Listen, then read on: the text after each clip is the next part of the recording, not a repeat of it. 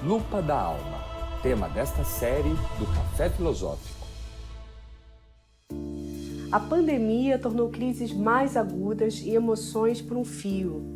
Se estávamos buscando formas de mantê-las sob controle ou sob anestesia, agora parecem ter obtido um passe livre para circular sem tanta repressão. Como não escutar esse caos que parece explodir em forma de revelação? Essa experiência, que nos é comum, parece funcionar como uma lupa da alma, uma lente de aumento sobre aquilo que acontece em casa, na cidade, no país, no planeta. Bilhões de pessoas neste mundo globalizado enfrentam simultaneamente o mesmo vírus, tornando este momento um grande laboratório subjetivo da história humana. O que ele está revelando? O que acontece quando a gente tem uma ameaça no ar, que é um vírus e que é desconhecido? Ele é o desconhecido ao mesmo tempo que é o que dá medo, porque ele pode matar. Ele começa a derrubar peças, como se fosse um dominó do mundo, e atrapalhar o normal. O que é atrapalhar o normal? É quebrar as estruturas. Quais? Aquelas simbólicas e imaginárias, sobretudo, que a gente coloca diante da crueza da vida e a gente desenha uma janela de sentido. Então, o que a gente é?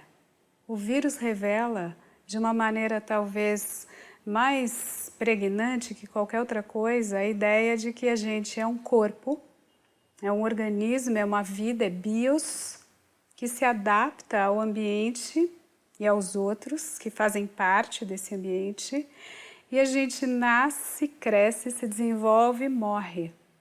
Crua. É a vida nua e crua. E quando a gente se depara com isso, a gente pode ter angústia. Então, o que acontece com esse eu? O que acontece com a subjetividade individual? Você esquece as festas, o trabalho, as baladas. Não é que você esquece, mas de alguma maneira isso te é retirado e não faz mais sentido.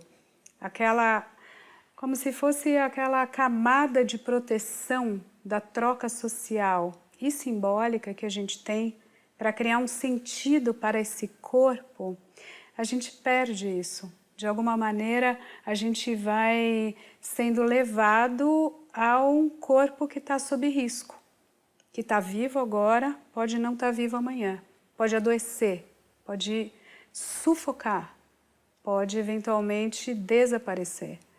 E você pode perder sua própria vida, ou você pode perder quem você gosta, ou mesmo quem você não gosta, ou quem você nem conhece. Então, é inevitável, nesse momento, muitos relatos e muitas vivências de angústia, de ansiedade, de depressão, de compulsão. O que acontece? As pessoas estão em casa e elas falam, não posso sair porque a rua é lugar de perigo. Ou porque o encontro com o outro é ameaça. A gente tem que se proteger. Máscara, escudo, shield, roupa, lava, né?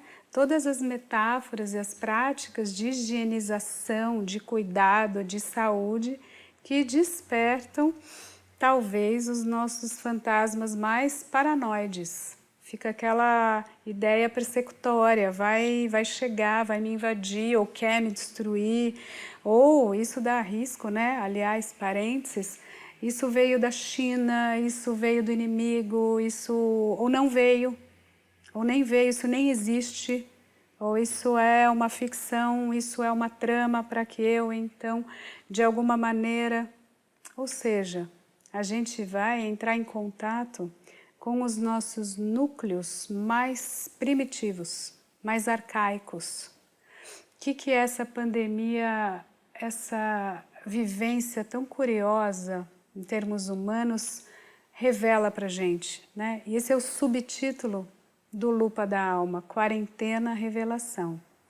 Ela revela essa crueza da condição do humano e a nossa sempre conexão com aquilo que a gente tem de mais profundo, com aquilo que a gente tem de mais primordial, que são essas angústias, essas paranoias, o medo, o pânico. Não à toa, o que a gente viu, o que a gente estudou, quando a gente começa a entender isso em termos de saúde pública e dessa espécie de dominó que vai derrubando peças e fazendo efeitos.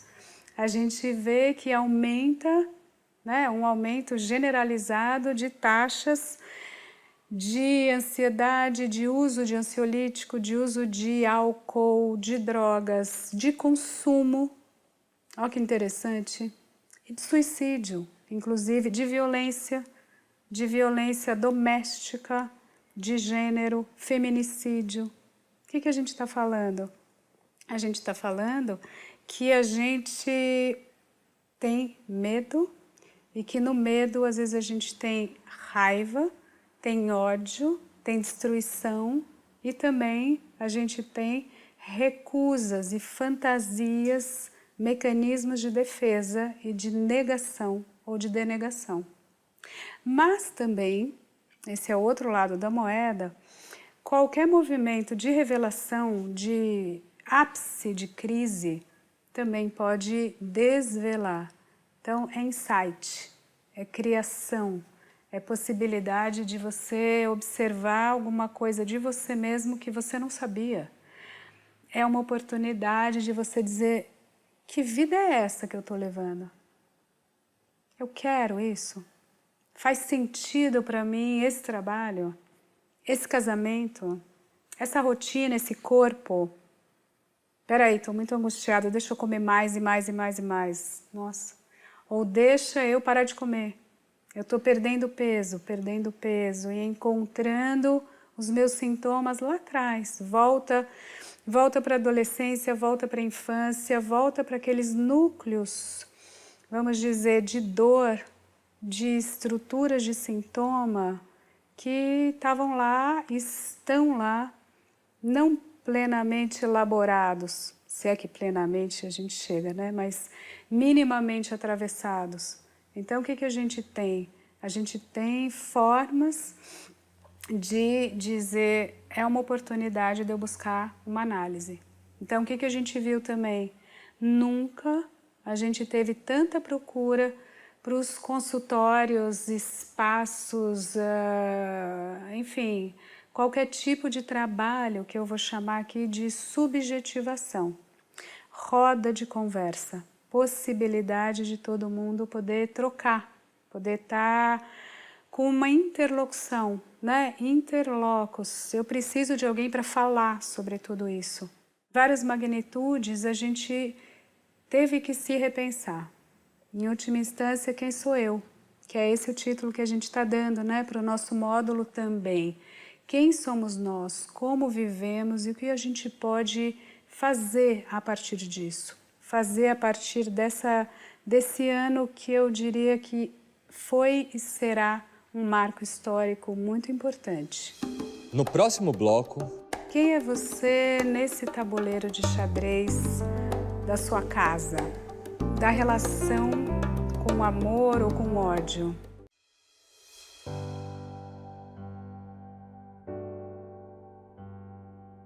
Encontro é quando o eu não é mais o mesmo depois de ter esbarrado em algo e ter se deixado penetrar por essa experiência. A magia do encontro, seja com si mesmo, com outra pessoa, com uma situação, pede transformação. Se não há, será que foi de fato o encontro? Um outro aspecto dessa questão, vocês veem que é interessante, quando eu falo o eu, seus conflitos, seus sintomas, seus insights, eu não tenho como falar disso sem falar do outro. E sem falar das várias instâncias de relação da subjetividade, né? Mas a gente aí foi ampliando no Lupa e chegou numa outra face muito importante, que é a relação eu-outro na intimidade, que é o amor, né? Amor e desamor. O que é que a gente viu?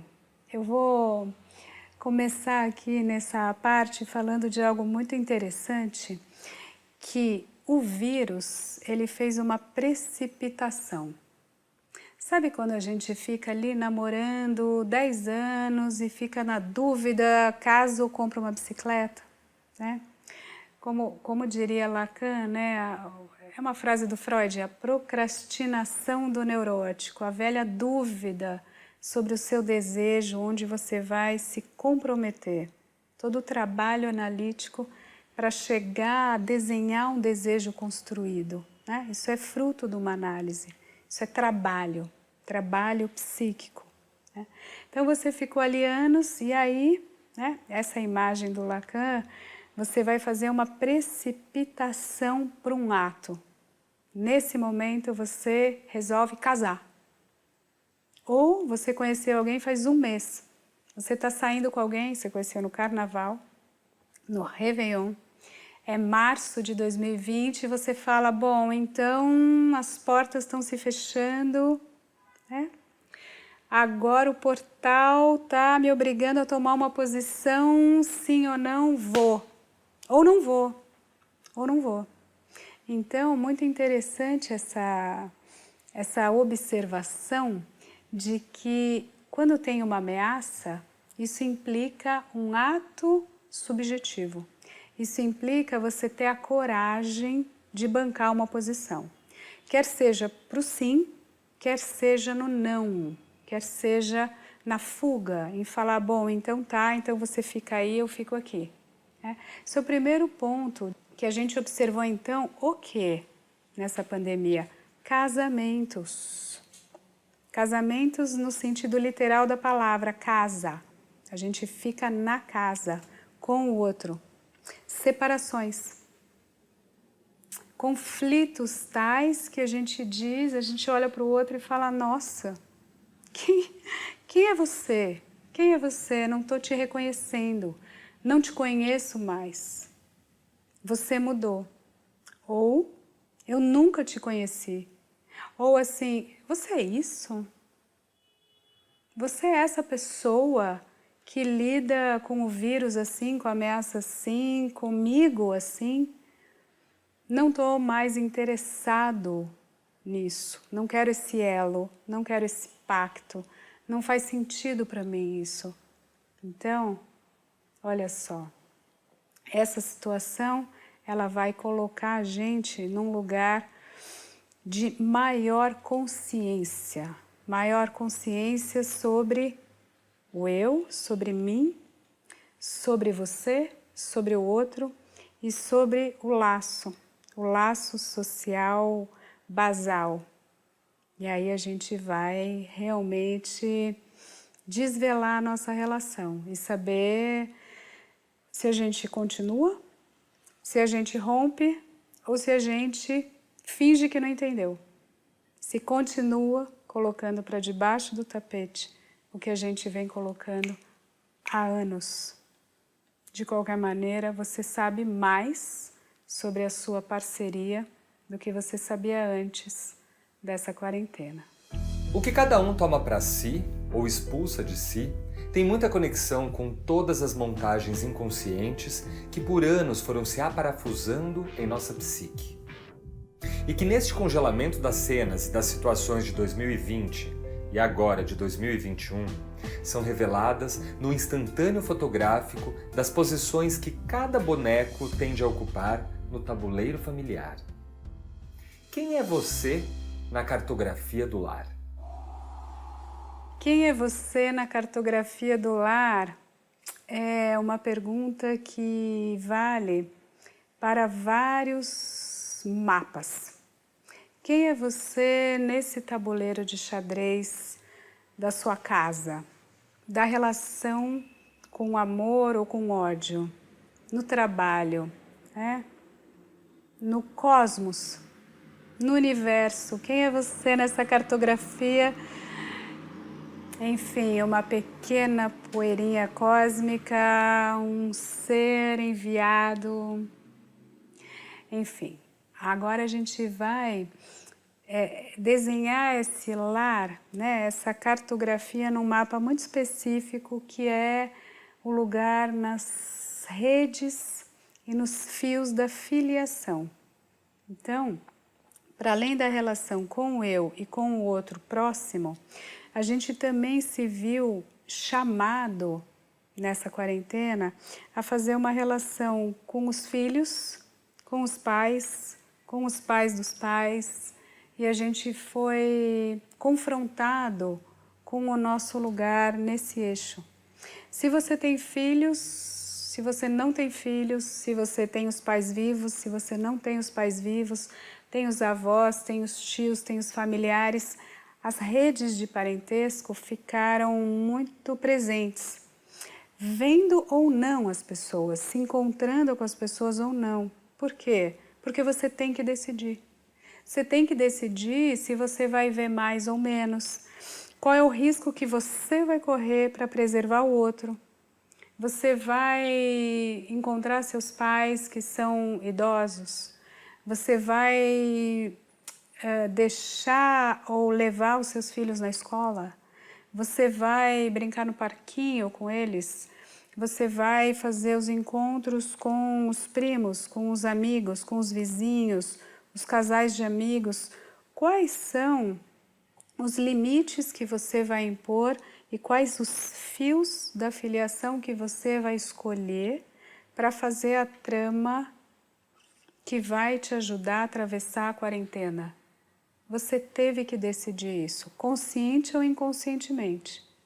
E você também descobriu quão filho você era, quão você é ativo ou passivo no elo com os pais. Quem cuida dos pais? Se você é um adulto, a gente supõe que os pais, se você é um adulto jovem, quem sustenta quem? Quem vai abrir mão das suas festas para preservar a saúde daqueles que você ama e que estão trabalhando por você? Se você é um adulto mais adulto, digamos, como é que você vai continuar o seu trabalho para dar essa sustentação para os seus filhos e para os seus pais que são mais velhos? Como que você vai negociar com seus irmãos para saber quem é que vai fazer essa ajuda para os pais? Ou seja, o que está em jogo aqui? Tudo. Tudo. De complexo edípico a microcosmos da sociedade. Você tem, se a gente for pegar, né, esse é o recorte que eu estou fazendo, essa cartografia da casa, do oikos, você já tem a economia toda ela.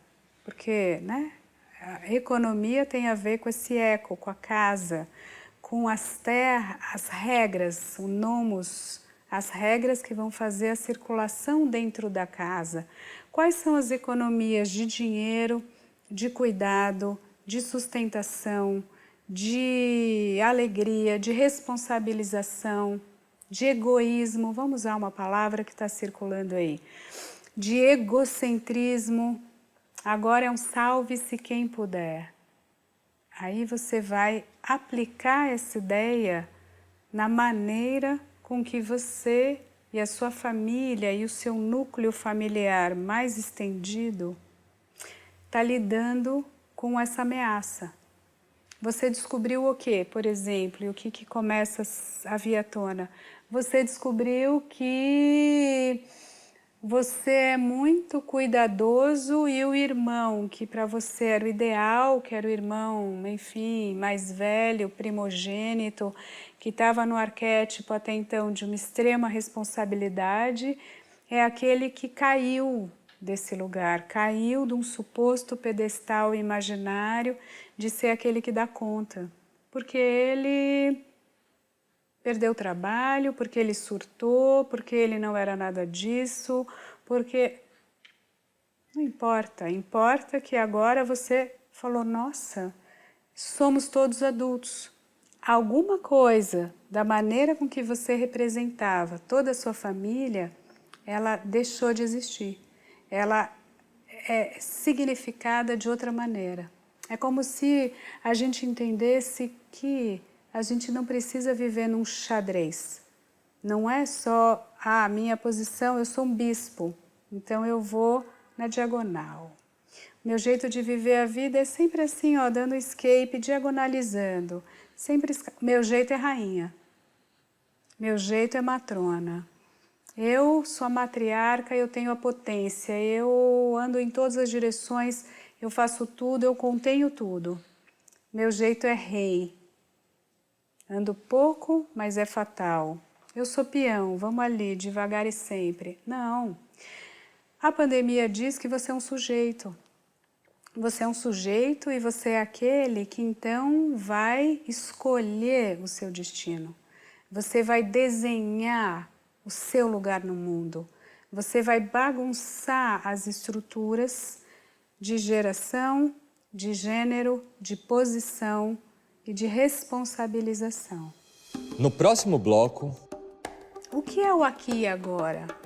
O que é o vivo e o morto? O que é o real ou a cópia?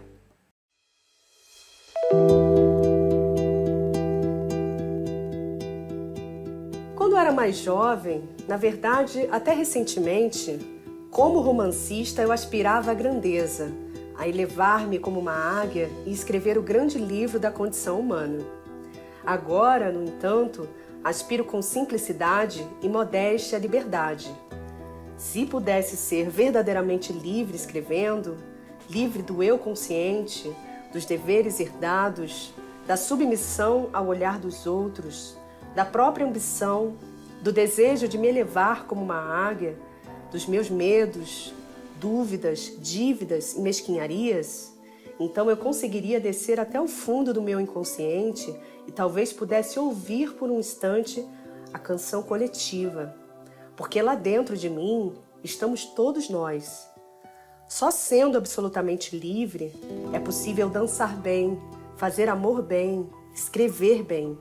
Todas elas atividades importantíssimas. Então você me pergunta, está realmente livre neste texto que está escrevendo agora?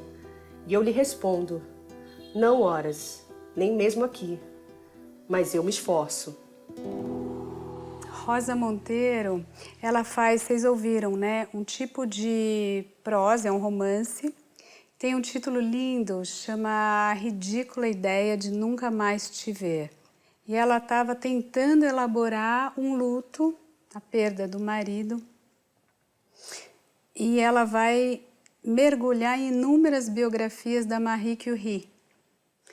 Então é um livro que ele vai trabalhar o lugar do feminino, a vida, a morte, a parceria. E aí ela toca nesse ponto que é o da fissura narcísica, né? Então, quem podemos ser? Talvez a gente possa ser, como dizer, algo que é menos trabalhador do próprio eu, isso imagem fetichizada, uma imagem de si que te ancoraria, que você precisa ter uma fantasia de um eu onipotente. Você talvez possa viver sem isso, sem essa muleta egóica ou supra-egóica. Talvez você possa ser livre, como diria Nietzsche ou a Rosa, ou ser aquilo que se é, né? E seguir com essa liberdade extrema de poder se saber, de poder se conhecer. E aí a gente vai... já é a deixa, né, essa discussão, para uma virada aqui na nossa conversa e na própria estrutura do Lupa, que você vai saindo cada vez mais do espaço privado e entrando no espaço público. Se bem que na família, ou mesmo numa relação de amor, você já carrega todo o universo dentro de você. Você já carrega todo o imaginário social, todos os filmes, todos os livros que você leu, todos os filmes pornográficos que você assistiu para se apaixonar, para amar, para fazer sexo, para brigar, para discutir, enfim. Então, não é que o público esteja separado do privado, mas agora a gente vai abordar o que eu chamei de modo zoom, né? O que a gente percebeu? E a gente está até aqui fazendo um café filosófico em casa. A gente percebeu que a gente pode se encontrar socialmente, os encontros humanos, as práticas de olhar no olho e de poder ter amigo, né? Ensino à distância. A gente tem ensino à distância, amigo à distância, trabalho à distância. Todas as tarefas que são com pessoas e que você conhece, você pode saber o nome, você pode, né? Antes habitar numa mesma sala, elas são mediadas pela tela. Então, a gente está num tempo muito curioso que a gente se habitua com essa possibilidade de eu estar falando aqui e você está falando aí e mesmo assim, olha que interessante, acontece. O trabalho acontece, o pensamento acontece, o conflito acontece, o debate, o embate, a criação, às vezes a destruição. Acho que a gente ainda vai, pano para manga para a gente tirar a consequência desse modo zoom de sociabilidade, né? Esse atrito com o outro, esse modelo com o outro de toque, esse novo modelo de ser sem o toque físico, né? Ele vai ainda botar a gente para pensar muita coisa. Acho que a gente não consegue agora tirar todas as consequências disso. Algumas estão no ar, estão nos radares de todos aqueles que vão trabalhar com tendência, prognóstico, fazer os estudos vários das formas possíveis de viver o futuro, 2050. Por exemplo, o que as pesquisas vão desenhar na bola de cristal da projeção? Que a gente vai cada vez mais ter inteligência artificial, realidade 3D e que a gente vai fazer show, cada um no seu quadrado, colocando, né, os vestíveis, essa moda, não é bem moda, né, wearable. Você vai vestir os óculos, que a gente já vai no cinema e já está se habituando por esse órgão erógeno maravilhoso que é o olho, a pulsão escópica por onde o mundo entra em mim, né? A pulsão é um pouco isso, é esse impulso, essa força vital, mas também é um canal de comunicação, de estar junto, né? Chupar o dedo, o oral, enfim, os orifícios, o olho, o ouvido, a voz. Então você vai colocar um fone, talvez um capacete inteiro, vestir tudo e você está no show. E o show não é estacionar o carro, fila, multidões, estádios gigantescos, maracanãs. O show é cada um no seu quadrado, mas todo mundo junto. Esse modo zoom de sociabilidade, de produção, nos elos combinados, você vai caminhar para a vida online. A vida online é aquela onde você vive, compra, assistir filme junto e separado, escutar uma música, ir num show, dançar, ir na balada junto e separado. Fazer viagem, né? Cada vez mais com uma reconstrução fictícia, muito realista.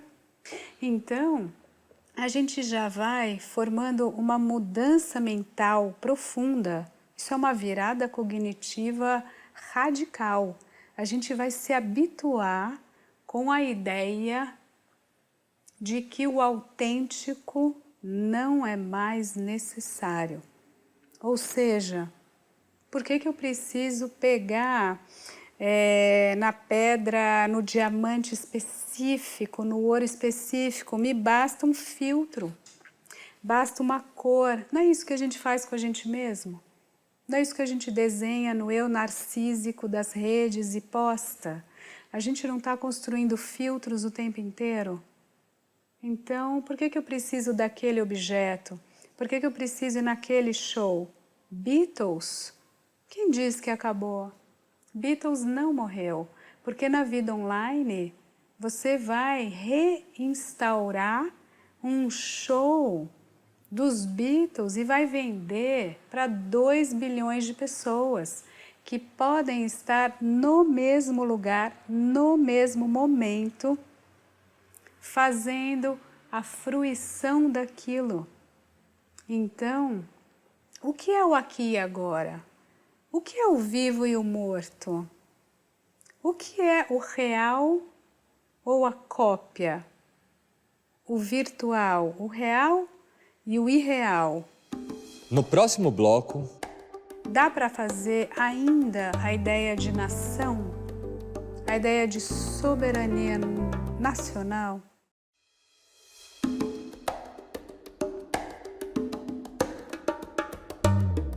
Raras são as vezes em que a fraternidade se organiza como uma relação de harmonia e projeto sem que as rivalidades intestinas nos destruam no decorrer da tarefa. Nas palavras de Freud, estamos no âmago do narcisismo das pequenas diferenças, aquelas que nos doem muito mais do que as grandes diferenças, as que conseguimos deixar mais distantes da narcísica aura protetiva do eu. A gente começou no eu, né? E agora a gente vai estar no radical do eu como todo o planeta. O eu com, não só o eu com o outro, e não só o eu com os outros que você pode cruzar nos seus espaços de conhecimento, na família, na escola, na festa, na polis, na sua cidade, mas todos os outros que habitam esta mesma bola. A gente habita aqui, não é? É massa, massa atrai massa, a gente tem um monte de formiguinhas falantes, pensantes, que criam cultura, são seres cultivados, simbólicos, que fazem suas tramas e se chocam nessas tramas, confrontam, brigam, guerreiam, se destroem, fazem guerras e disputas, fazem impérios, vão ampliando, buscando ampliar, querendo dizer aqui é meu, colocar limite, né? Então, quando é que o eu vai poder abrir mão da fantasia de um eu fetichizado, tentando alcançar um ideal de eu, como o nome diz, idealizado, fictício, para lidar com o outro na sua diferença, grande, média, pequena, sem rivalidades intestinas destrutivas. A gente falando, ó, tô compreendendo, acho que o planeta é grande, mas tem muita gente. Acho que a gente está provocando um pouco os limites do ar, da água, da terra, sem saber muito bem quais são eles. O que a gente entendeu? Palavra que está por aí, que a gente repete a exaustão, mas é um sistema caseiro ou um ecossistema. É o sistema da casa, né? Isso que quer dizer esse eco, esse oikos, que a gente já falou desse radical quando a gente falou de economia. Essa pandemia também ajudou a gente a compreender que a maneira da gente viver aqui realmente incide acolá. E esse acolá incide aqui embaixo, incide lá em cima. Então não, eu não posso fazer o que eu quiser nem na terra, nem no ar, nem na água, nem no fogo, para ficar prestando uma homenagem aos antigos e seus elementos, né? Ou você pode pensar em termos de moléculas, a bioquímica ou a química, ou nos polos magnéticos ou eletromagnéticos, a Terra inclina quanto? A temperatura sobe quanto? Quanto sou eu, quanto é o mundo, quanto é ela mesma, quanto é um ciclo que eu nem sei entender. Então vamos pesquisar, vamos pensar. Dá para fazer ainda a ideia de nação, a ideia de soberania nacional, ou a ideia de Estado-nação? Será que ela é tão útil como ela já foi? Né? Então a modernidade, ela inventa e ela cria para conseguir se organizar com menos luta, menos morte e um pouco mais de prazer, né? Esse é sempre o jogo. Como diria Freud, né? Mais prazer, menos desprazer. A gente inventou o Estado-nação. Ótimo, ótimo. A gente sai das lutas intestinas, tribais, feudais, conflitantes, séculos e séculos, de um principado ali, que faz aliança ali, que tem o Papa, que tem os austríacos, que tem os de Torinos, de Gênova, de Veneza. Chega uma hora que até a Itália, tão potente, tão poderosa, tão interessantemente, nas suas várias cidades-estado quase, ela diz, no 19, depois de muito apanhar, ela diz, gente, vamos fazer aqui esse Estado-nação. Estavam certos lá os ingleses, estavam certos lá os franceses, vamos fazer. A China há muito tempo já tinha feito suas fronteiras, seu império, que está aí, ó, ressuscitando e acordando, né? Nossos tigres, enfim, mamutes, qualquer metáfora que a gente queira usar. A gente está compreendendo que se foi importante a gente sair da escala de cidades, de feudos, de principados e de regiões e fazer a ideia de Estado, nação, Estado nacional, agora não basta. Não basta, por quê?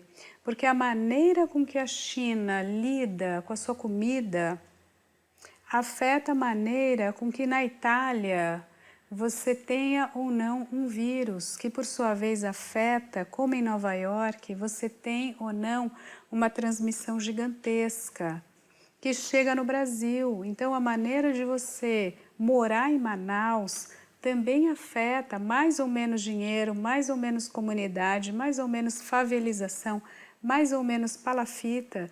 Isso afeta a maneira da variante do vírus que vai rapidamente circular. Ou seja, o que a gente entendeu? A gente entendeu que a Terra é uma só, feliz ou infelizmente.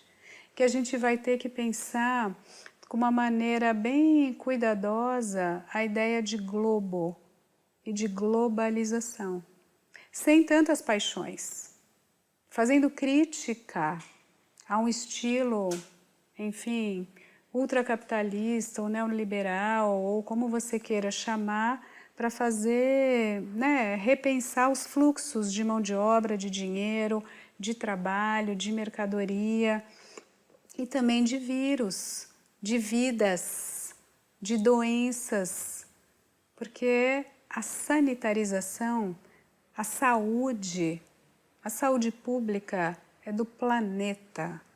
A saúde pública, ela não é só da cidade nem do país, porque a gente vive girando. O planeta e os humanos, eles são ultramóveis dentro de um planeta de vírus supermóveis.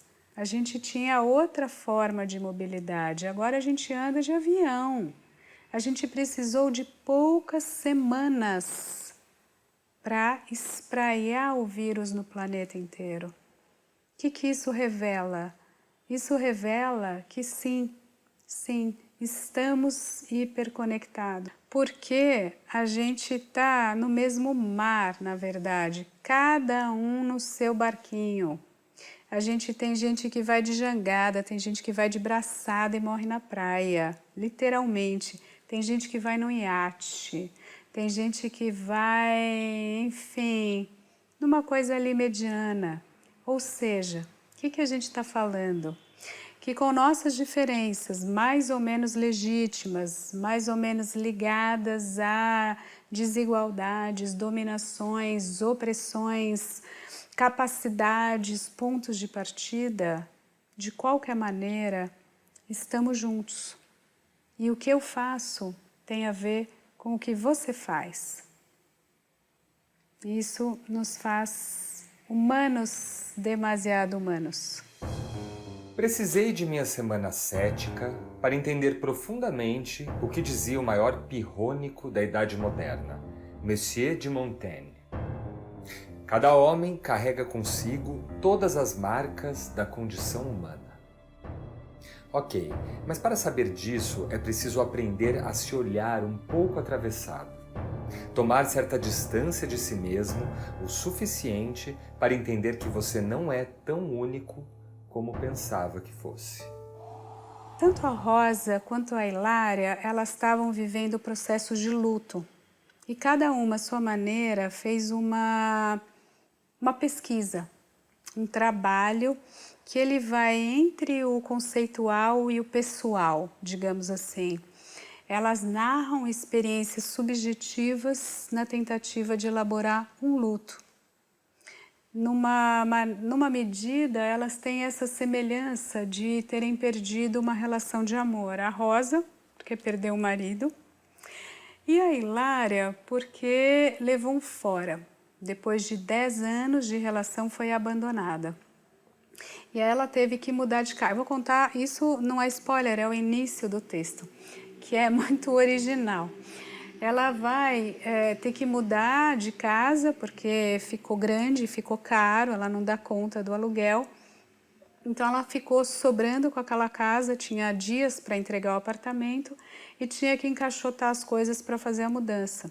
E no meio disso, ela começa pela biblioteca, vai empacotando as coisas e começa a se dar conta da filosofia que ela estudou na escola de Pisa, que é uma escola normal superior, né? Até que ela fala, nossa, 10 anos depois, agora que eu estou madura para viver a filosofia.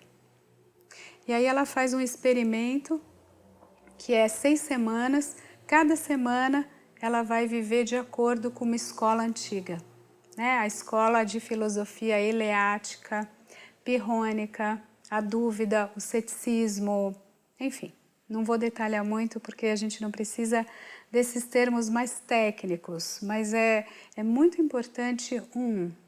O luto ele tem a ver com uma vivência que é profundamente subjetiva, ela é sua, mas ela também é um elo com a cultura, é um encontro com o outro, por isso que o ritual é tão importante, por isso que a gente vai ficar junto na hora de fazer os rituais fúnebres, como a gente chama, e as elaborações do luto. A gente precisa do outro, precisa do diálogo, precisa do livro, precisa do conhecimento acumulado da civilização, precisa da fala, da interlocução, de um espaço analítico, qualquer que seja a arena em que ele se desenrole, um consultório, uma clínica, um banco de jardim, um bar, né? Um quarto de motel, de hotel, enfim, você sozinho correndo e agora você resolveu correr e vai correr no parque e aqueles muitos minutos para elaborar aquela perda. Então é uma interface bastante complexa do luto que é profundamente solitário, radicalmente subjetivo, de você reelaborar a tua perda, a tua fissura, né? O desmonte da imagem de eu na perda desse objeto. Quem sou eu agora que eu fui deixado? Quem sou eu agora que a morte atravessou o meu caminho? Quem sou eu agora que eu perdi um pai, um filho, um parceiro, um amigo, uma visão de mundo? Eu não sou o mesmo. Eu sou atravessado, né? Como a gente falou sobre o encontro, eu sou transformado por essa experiência. Então o luto também é o encontro. O luto é algo que você se refaz. Você refaz o lugar em que você imaginava estar no mundo. E o que é que a Hilária vai trazer para a gente aqui nesse pequeno trecho que a gente ouviu, que também é interessante? ela vai retomar o Montaigne, que vai na aurora da modernidade, né, fazendo essa transição do século XV, XVI, vai preparando o caminho para o cogito cartesiano, no início do XVII, ele vai colocando em questão as realidades do mundo tal como ditas antes e vai recolocando o nosso lugar, que é um lugar menor do que a gente imaginarizava. E que eu vivo no radical da minha solidão, da minha subjetivação, a condição de todos os homens, a condição de todos os humanos. A gente está juntos, de novo, também na morte, não só no planeta que a gente acabou de trazer, mas na radical experiência que é estar vivo e ter a consciência de que vai morrer. Como a gente falou lá no início, né?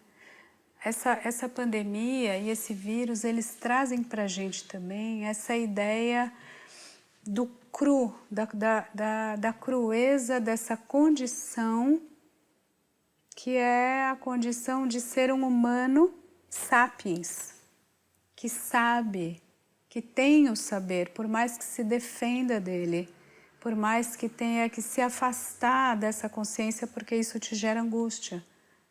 Você sabe, e para isso, né, para morrer basta estar vivo.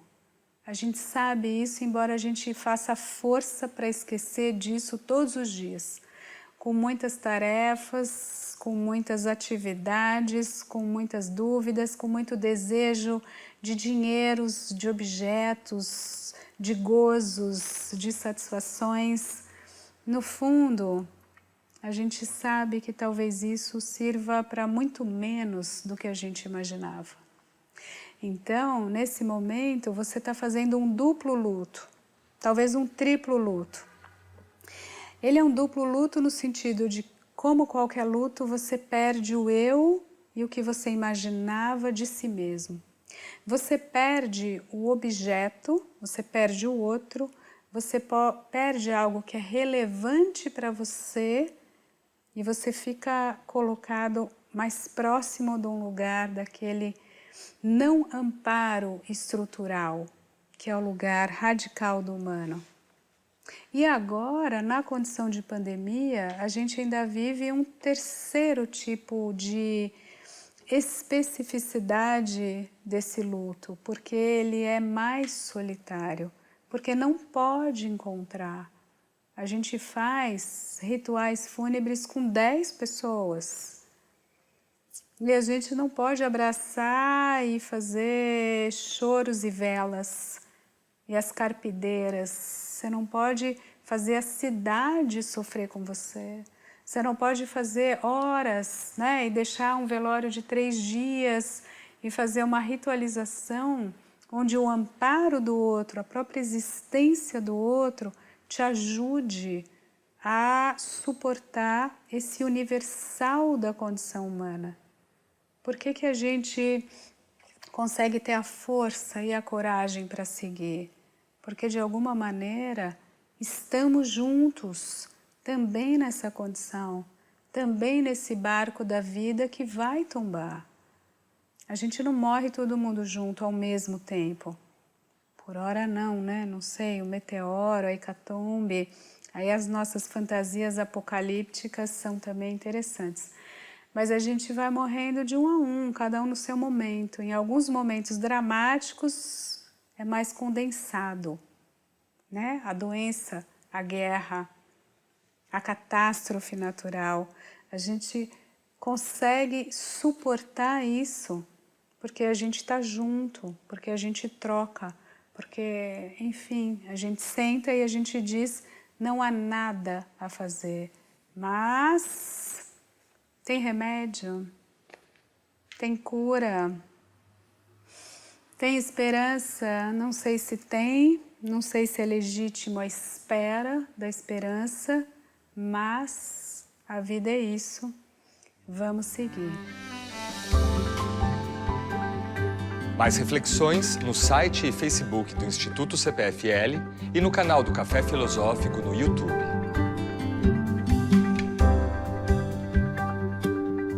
Será que a gente não pode escutar esta pandemia como a incidência de Kairos, como aquilo que os gregos chamavam o tempo do encontro, do instante, da oportunidade?